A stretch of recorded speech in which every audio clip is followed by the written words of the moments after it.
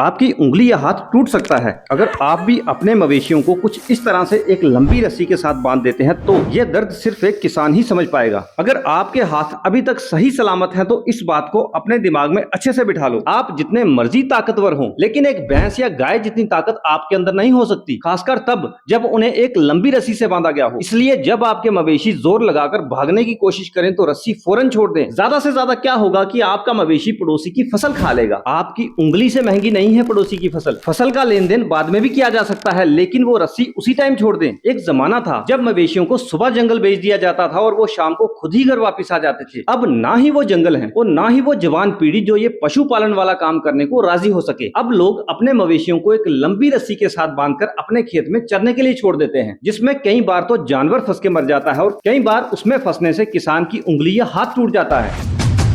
लेकिन आपके किसान माँ बाप के पास इसके अलावा कोई दूसरा चारा भी नहीं है। तो ध्यान रखें कि जब भी अपने मवेशियों को इस लंबी रस्सी से बांधने जाएं, ना तो इस रस्सी के ऊपर पैर रखें और ना ही इसे हाथ में पकड़ें। कुछ लोग तो इस तरह से इसे अपने हाथ पे लपेट लेते हैं ताकि पकड़ मजबूत हो सके, पर ध्यान रहे कि गाय भैंस आपको इस रस्सी के साथ घसीटते हुए लेके जा सकती है, इसलिए ऐसी गलती कभी ना करें। हाँ, अगर रस्सी पकड़नी ही है तो गाय के गले से 1 या 2 मीटर दूर से पकड़ें। पिछले 2 सालों में 6 केस तो सिर्फ हमारे गाँव में ही हो चुके हैं, जहाँ किसी किसान को अपनी उंगली या अंगूठे से हाथ धोना पड़ा है। किसी गाय या भैंस का ओरिजिनल दूध जो आप लाग लगाकर पी रहे हो, वो अभी जिस भी रेट पर आपको मिल रहा है बहुत सस्ता है।